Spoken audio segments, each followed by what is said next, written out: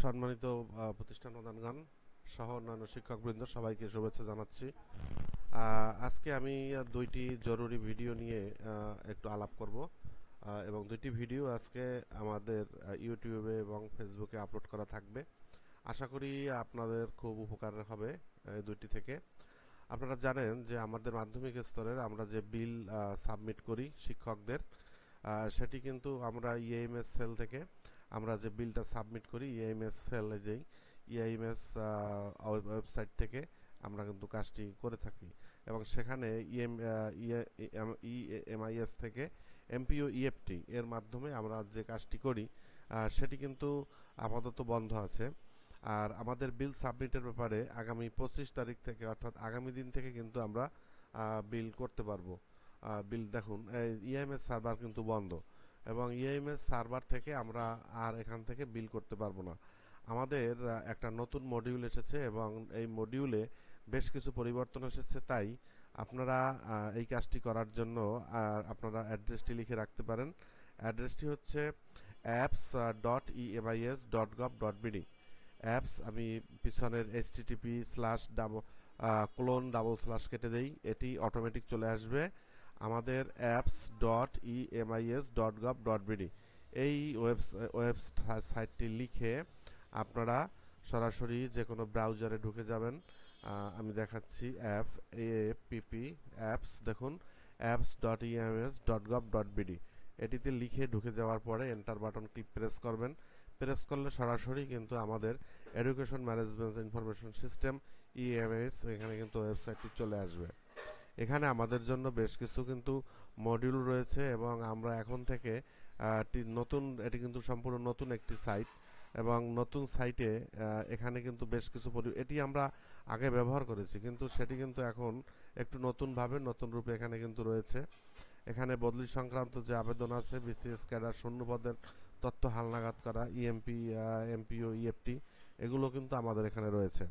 তো আপনারা যারা বিল করতে চাচ্ছেন, যে টিচারদের বিল করব, আমরা কিন্তু এখান থেকে অ্যাপস এই ওয়েবসাইট থেকে আমরা সরাসরি লগ ইনে চলে যাব।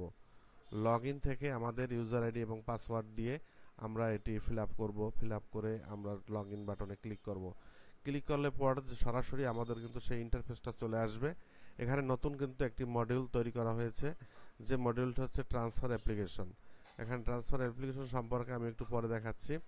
বাম পাশে কিন্তু আমাদের এমপিওর অপশনটা আছে। এখানে বাম পাশে এমপিওর অপশনে আপনারা ক্লিক করবেন। ক্লিক করে আপনারা বিল সাবমিট বাটনে ক্লিক করবেন।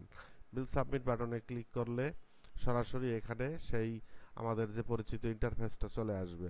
এখানে আমাদের সেই ইয়ার অর্থাৎ আমাদের কিন্তু হবে 25-26 যে অর্থ বছর সিলেক্ট করব। মান্থ হবে আমাদের এখানে অক্টোবর মান্থের স্যালারি আমরা ড্র করব। তো এখানে সেপ্টেম্বর পর্যন্ত আছে, আগামীকালকে আমাদের এখানে অক্টোবর চলে আসবে। তো আশা করি আপনারা এখান থেকে দিতে পারবেন। স্যালারি দিবেন, এমপিও টাইপ এবং এমপিও কোড অটোমেটিক আমাদের স্কুলের চলে আসবে এখানে। তো আসার পরে দেখুন এখানে যেহেতু ফেব্রুয়ারি মাস দেয়া আছে, সুতরাং এটা কিন্তু এখন এখানে থাকবে না। আমরা কালকে আমাদের বিলটি পেয়ে যাব।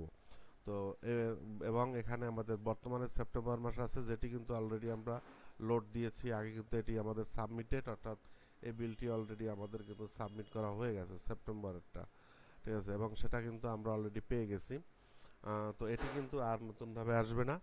এরপরে যেটি করতে হবে আমাদের এখানে আমাদের আসবে অক্টোবর মাসের বিল। তো এটি সেপ্টেম্বর মাসের বিল ছিল।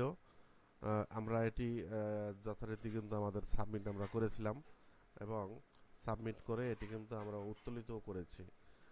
সুতরাং এখানে আমাদের যেটি করতে হবে যে আগামীকালকে আমরা 25 তারিখ আশা করি আমাদের সার্ভার সঠিকভাবে চালু হবে এবং 25 তারিখ থেকেই কিন্তু আমরা বিল সাবমিট করতে পারবো। তো এখানে বাম পাশে আমাদের পেমেন্ট স্ট্যাটাসটা আমরা দেখে নেব। পেমেন্ট স্ট্যাটাস এখানে 25-26 থাকবে। মান্থ দেখুন, মান্থ সেপ্টেম্বর অক্টোবর, এখানে সেপ্টেম্বর পর্যন্ত থাকবে। আর পে টাইপ এখানে স্যালারি লোড দিলে এটি কিন্তু আমাদের আছে, হয়ে গেছে আর কি এটি। সর্বশেষ এটি আমাদের উত্তোলন শেষ হয়ে গেছে, সুতরাং এটি চলে আসছে সেন্ড টু আইবাস। আইবাস থেকে এটি অলরেডি আমাদের কাছে চলে এসেছিল। তো এরপরে যেটা দেখব যে আমাদের বর্তমান যদি আমরা দেখি যে আমাদের অক্টোবর মাসেরটা এখানে লোড আসছে কিনা। তো আমরা স্যালারি দিয়ে লোড দিব, তো স্যালারি দিয়ে লোড দিয়ে এখানে নো ডাটা অ্যাভেলেবেল, অর্থাৎ এখন পর্যন্ত অক্টোবর মাসের স্যালারিটা কিন্তু লোডে আসেনি। সুতরাং আগামীকালকে 25-10 তারিখ অক্টোবর মাস সার্ভার অ্যাপসে কিন্তু এখানে চলে আসবে। আর ইএফটির ডাটা আপডেটে যদি কিছু থাকে আমাদের ইএফটির ডাটা আপডেটে আমরা ডাটা আপডেট করে নেব। এখানে যদি আমাদের কোনো আপডেটের কিছু থাকে সেটি আমরা আপডেট করে নেব। এটি আপাতত যখন ছাড়বে তখন কিন্তু আমরা আপডেট করতে পারবো, এখন আমরা আপডেট করতে পারবো না। যখন বিলগুলো ছাড়বে তখন এই ইএফটি আপডেটের নির্দিষ্ট একটা সময় চলে আসবে, তখন পরবর্তী কার্যক্রমের জন্য আমরা এটি দেখতে পারবো। আপাতত কিন্তু এটি ডিসেবল অবস্থায় আছে। তো এই ছিল আমাদের আজকের ভিডিও। আর হচ্ছে পোর্টালে যাব আমরা। পোর্টাল থেকে আমি এখানে ড্যাশবোর্ডে দেখাচ্ছি আমাদের ড্যাশবোর্ডে নতুন একটি অপশন যুক্ত হয়েছে, ট্রান্সফার অ্যাপ্লিকেশন। এখানে ট্রান্সফার অ্যাপ্লিকেশনে এই যে এখানে আপাতত এটি ডিসেবল অবস্থায় আছে। অনলাইন রেজিস্ট্রেশন, যদি আমরা এখানে নন গভর্নমেন্ট স্কুল টিচার আমরা ক্লিক করে দেই, তো ক্লিক করলে এখানে আপাতত এটি এই লিঙ্কটা ডিসেবল আছে। আমাদের ট্রান্সফারের অপশনটা কিন্তু ওখান থেকেই করতে হবে, করে তারপরে সাবমিট দিয়ে রাখতে হবে। তো আপাতত কোনো নেই, সুতরাং এটি টিচার রেজিস্ট্রেশনের স্ট্যাটাসটা সুতরাং এটি অফ আছে, অফ থাকবে। আর শিক্ষক নিবন্ধন অবস্থা যদি আরও চেক করতে হয় তাহলে আমরা জন্ম তারিখ দিয়ে এখানে তার মোবাইল নম্বর দিয়ে ভেরিফাই দিলে তার নিবন্ধনের অবস্থাটাও আমরা চেক করতে পারবো। তো যাই হোক, এই ছিল আমাদের আজকের ভিডিও। তো ধন্যবাদ সবাইকে। আশা করি আগামীকাল আমরা ইএমএস না apps.ems.gov.bd থেকে আমরা বিল আমরা সাবমিট করতে পারবো। ধন্যবাদ সবাইকে।